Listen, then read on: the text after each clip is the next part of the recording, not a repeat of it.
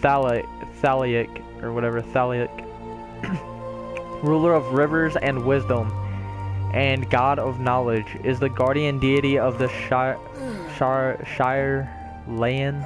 He commands the element of water and is associated with the third moon of the Erusian calendar. Thalic is the father of Lemmilan and the teacher of Baragat. He is most often depicted as a reserved scholar holding an Asian staff. His symbol is the scroll. Nemia. Nemia is the watcher of celestial bodies and goddess of fate. She commands the element of water and is associated with the fourth moon of the Erusian calendar.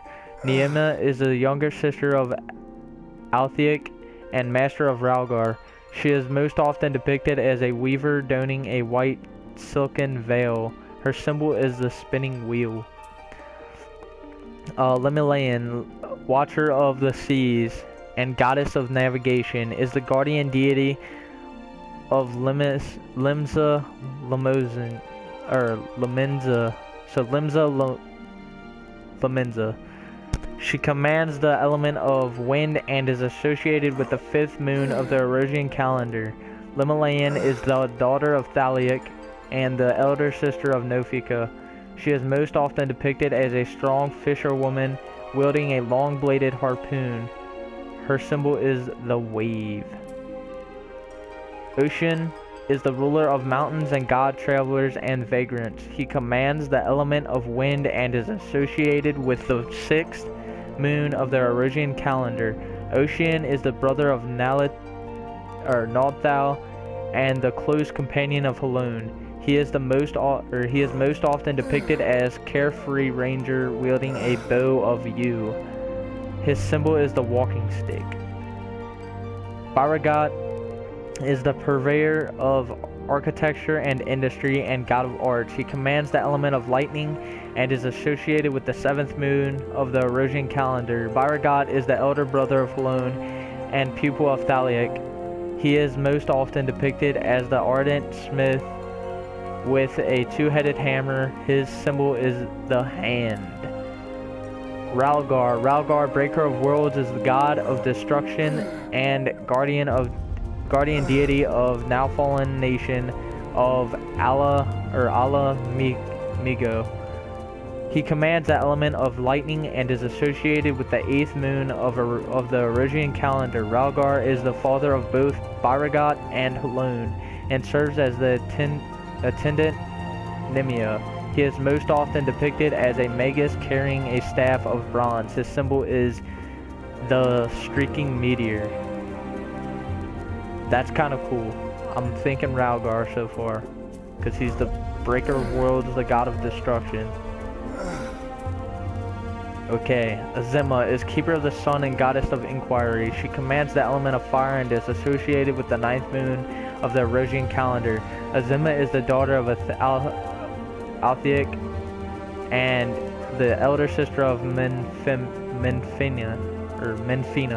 Alright, she is most often depicted as a noble lady holding a golden fan. Her symbol is the radiant sun. Nalthal, overseer of the underworld and god of commerce, is the guardian deity of Alda. He commands the element of fire and is associated with the 10th moon of the Erusian calendar. Nalthal is the single manifestation of the Diphic twins, Nald and Thal. He is most often depicted as a discerning merchant holding a balance. His symbol is the cowrie, an ancient shell currency. Nofika, tender of soils and harvest, and goddess of abundance, is the guardian deity of Gridania. She commands the element of earth and is associated with the 11th moon of the Erusian calendar. Nofika is the daughter of Azima and the younger sister of Lemmilan. She is most often depicted as a jubilant farmer holding a scythe of steel. Her symbol is the spring leaf. Althic is the surveyor of change in space. and god of time. He commands the element of earth and is associated with the 12th moon of the Orosian calendar. Atheik is father of Azima and Menfina, and elder brother to Nimia. He is most often depicted as an austere emperor wielding a mithril great axe. His symbol is the hourglass. So I'm either gonna go with Ralgar or Atheik.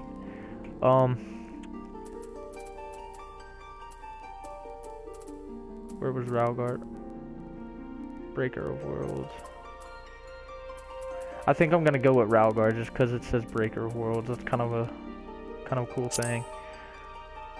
Also, guys, like, comment, and subscribe. And if you guys can, please head over to Shinigami Rika Takanashi's channel. And the reason why I say it that slow is because I'll get tongue twisted as hell, like you guys have witnessed through this whole video, and the last video, and the video before that. And the video before that was GTA, so we know we got a problem here. So, oh, what did I do? Alright. Okay, there are, 1, 2, 3, there's 5 different classes, it looks like, or something. So, gladiators specialize in the handling of manner of one-handed blades. From daggers to long swords, be they single or double-edged, straight or curved. A defining characteristic of the art is the emphasis on diverse combat tactics, training its members to bring their martial skills to bear in any situation. As such, there are practitioners who marry sword with shield, seeking to defend their fellow companions. Others opt for an empty offhand, choosing instead to focus entirely on their sword arm. In all instances, the ages-old art of the sword makes the gladiator the formidable adversary in any encounter. Alright, the pugilist. The path of the pugilist is one of incessant training aimed at mastering the traditional techniques of hand-to-hand combat. Though they commend formidable power when unarmed, they are wont to use metal, leather, and bone weaponry to maximize their destructive potential. Their preference for fighting at close quarters makes negotiating distances an absolute necessity. This is why many pugilists are quick to learn the lightweight gear, allowing them for maximum agility and ensures better success in battle than does cumbersome plate or chain. And I fucking messed that all up. Alright, so basically they're martial arts, pretty much. They're sword wielding, pretty much. Marauder. The Marauder is a combat specialist whose weapon choice is a great axe, a fearsome arm emblematic of Auroria's pirates. Their approach to battle is one of brute force, relying on strength and steel to crush enemies and sunder weapons. They are highly sought after for their ferocity and intimidating presence, and are often employed to hunt down monsters plaguing the land to turn the tide of battle between warring nations. Lancer. The Lancer, basically, I think it has like a 3-headed spear or something. I saw that, but I'll read it. The strategy of Lancers is to outrange the fluster opponents with their long 2-handed pole arms, peppering them with a barrage of thrusting attacks. They are trained with the number of weapons, giving a diversity to their attacks that makes them extremely versatile combatants. In former times, the long spear saw the most widespread use due in a great part to the influence of proud Lancer legions of Alamico. Since then, the guild has greatly expanded in its armories to include a variety of weaponry such as the halberd and the trident. I don't know what a halberd is, but I know what a trident is. If you know who Aquaman is, you'll know what a trident is. Archer. The enduring popularity of the bow is a testament to its elegant design, but this simple weapon would be of little worth without the surpassing skill of those who master it. The archer's projectile techniques, such as high-angle fire, enables archers to assail their foes with deadly precision even at great distances. Constant assessment of battlefield enables them to carefully determine the most advantageous ground from which to lose, as well as the nature of the arrows best suited to their enemy. Together with the longbow sentries of the Elysian military, the shortbow hunters among the Makot are widely regarded as most skilled with the bow. Now, I'm not sure how true this is, but I heard that you can like run out of arrows. Like you actually have to buy arrows. So that would be a downside, I guess, to this. Personally, I would love to be an archer, but I don't know what I'm gonna choose.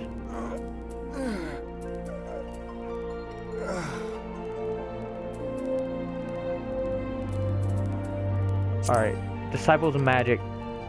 Conjurer. Conjuring calls upon elemental forces present in nature and concentrates them to a potency and which spells can be weaved.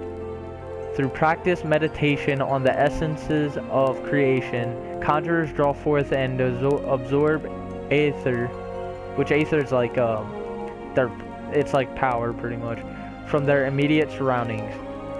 A wand or cane made from unworked wood is then utilized to focus the aether until it manifests as the desired spell.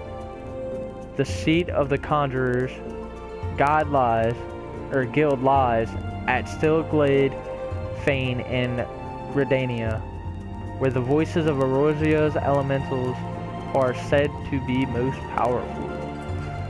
Alright, Thaumaturge. I think that's how that's supposed to be pronounced. In the hands of skilled practitioner, thaumaturgy can be a force of terrifying destruction. At the heart of the school of magic lies the ability to call forth and command the latent aether within oneself through deep introspection to then mold the aether into sorcery. Then thaumaturge makes use of a scepter or staff within which is housed a medium, a natural stone imbued with magical properties. If you guys don't know what a medium is something that something else passes through. Most often referred to when you're talking about earthquakes, but arcanists, adepts of the art of Arcanium, derive their might from symbols of power born of geometric techniques hailing from across the southern seas. Held within occult grimoires, these symbols lend shape to the arcanist aether, thereby allowing them to produce myriad powerful spells. Using the gemstones, arcanists are using the same symbols to unlock the latent power contained within gemstones. Arcanists are also able to summon forth the familiar known as the carbuncle to carry out their bidding. So basically they have a spell book pretty much. They can use it to they're summoners basically. So there's a total of 8 classes pretty much. So you can be a conjurer, you could be a thaumaturge, you could be an arcanist. Personally, I think thaumaturgy and arcanist are probably the coolest. But I'm gonna have to go with arcanist because they can summon stuff to carry out their bidding, which would be kind of cool, I guess. Uh-huh. Okay. Malbert. Alright, I'm gonna stop this video here. There's gonna be a part 3. I know this is taking forever, but I'm trying to make an in-depth description of the game, so there's gonna be a part 3.